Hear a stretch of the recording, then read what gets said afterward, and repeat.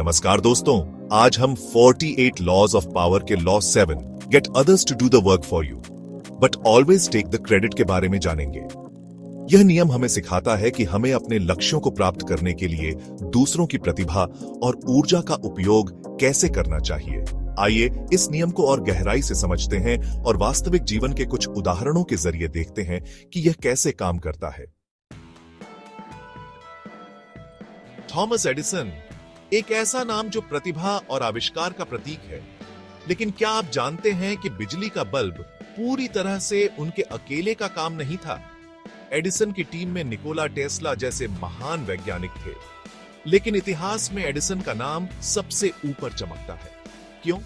क्योंकि वे जानते थे कि कैसे दूसरों के काम का लाभ उठाना है और उसे अपने नाम से जोड़ना है। यह नियम हमें सिखाता है कि हमें एक नेता के रूप में अपनी भूमिका को समझना चाहिए और दूसरों की प्रतिभा को सही दिशा में प्रयोग करना चाहिए।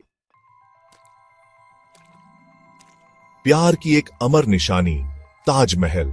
इस अद्भुत इमारत को बनाने में हजारों कारीगरों, वास्तुकारों और मजदूरों का हाथ था। फिर भी इतिहास में ताजमहल को शाहजहां के प्यार की निशानी के रूप में याद किया जाता है। क्यों? क्योंकि शाहजहां समझते थे कि शक्ति का असली मतलब सिर्फ आदेश देना नहीं, बल्कि दूसरों को अपने विजन के लिए प्रेरित करना भी है। ताजमहल एक उदाहरण है कि कैसे एक नेता अपने विजन को दूसरों के साथ साझा करके असाधारण चीजें हासिल कर सकता है।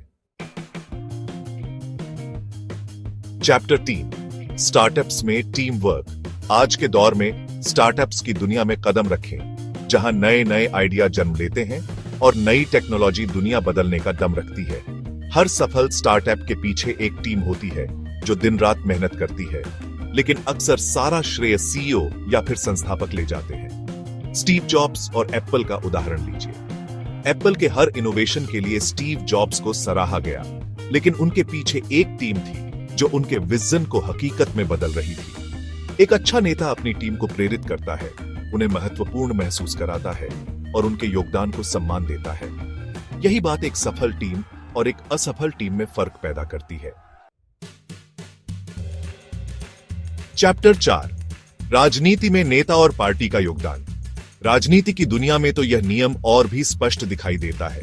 एक नेता, चाहे वो प्रधानमंत्री हो या फिर राष्ट्रपति, हमेशा जनता के सामने होता है, भाषण देता है, फैसले लेता है, लेकिन उनके पीछे एक पूरी टीम काम कर रही होती है। सलाहकार, विशेषज्ञ और पार्टी के अन्य नेता।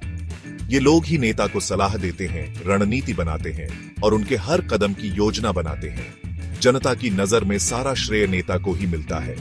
एक नेता का काम सिर्फ अपना काम करना नहीं होता, बल्कि अपनी टीम के काम की जिम्मेदारी भी लेना होता है। यह नियम हमें सिखाता है कि शक्ति का असली मतलब सिर्फ अपने लिए श्रेय लेना नहीं है, बल्कि दूसरों को भी उनके योगदान के लिए मान्यता दिलाना है। आउटरो, शक्ति का सही इस्तेमाल। तो दोस्तों, 48 लॉज ऑफ पावर का यह नियम हमें क्या सिखाता है? यह हमें बताता है कि शक्ति सिर्फ ताकत या प्रभुत्व का नाम नहीं है, बल्कि यह एक कला है, एक रणनीति है।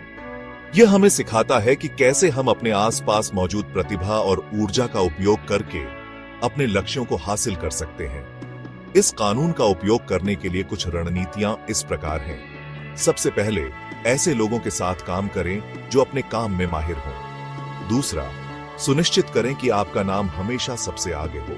तीसरा, दूसरों को आपके लिए काम करने के लिए प्रेरित करें और उनके प्रयासों की सराहना करें। याद रखें, यह कानून शक्ति और प्रभाव बढ़ाने के लिए उपयोगी हो सकता है, लेकिन इसे सावधानी से इस्तेमाल करना चाहिए ताकि लोग आपके इरादों को समझ न सकें। असली शक्ति वही है जो दूसरों को सशक्त बनाए, न कि उन्हें कमजोर।